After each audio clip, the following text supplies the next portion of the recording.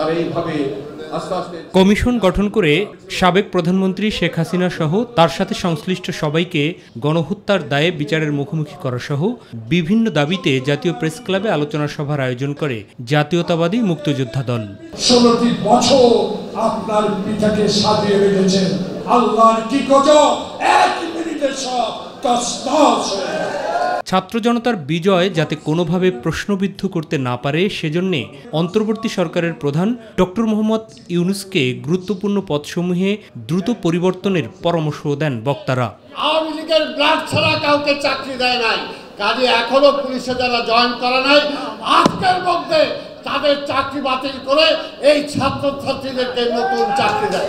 গণঅভ্যুত্থান পরবর্তী অন্তর্বর্তীকালীন সরকারকে অনতিবিলম্বে এই আওয়ামী লীগকে নিষিদ্ধ করে পরিপত্র জারি করলে দেখবেন আওয়ামী তৎপরতা বন্ধ হয়ে যাবে। গণ অভ্যুত্থান পরবর্তী এই সময়ে অগ্রাধিকার ভিত্তিতে অন্তর্বর্তী সরকারকে বেশ কিছু বিষয়ে দৃষ্টি দিতে বলেন অবসরপ্রাপ্ত মেজর হাফিজউদ্দিন আহমেদ। আমরা চাই এই বিপ্লবের একটি সফল পরিণতি। আমরা চাই এই আওয়ামী লীগের মতো যেন কোনো কলঙ্ক তাদেরকে স্পর্শ না করে।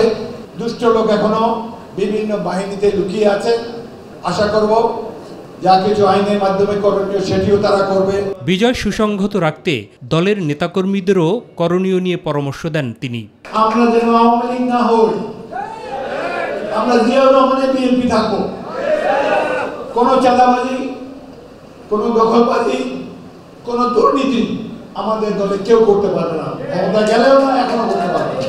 গণমানুষের দাবির প্রতি সম্মান জানিয়ে পার্শ্ববর্তী দেশ ভারত শেখ হাসিনাকে যেন বাংলাদেশের কাছে সোপর্দ করে সেই দাবি করেন বিএনপির সর্বোচ্চ নীতি নির্ধারণী ফোরাম স্থায়ী কমিটিতে সদ্য স্থান পাওয়া এই নেতা। এই দেশকে প্রভু হওয়ার কোনো চেষ্টা করবেন না। শেখ হাসিনা ইতিহাসে সবচেয়ে বড় ঘাতক, তাকে বাংলাদেশে ফিরিয়ে এনে বিচার করতে হবে। মাহবুব সৈকত, মাই টিভি, ঢাকা। জায়গাতে আজকে দিয়েছে।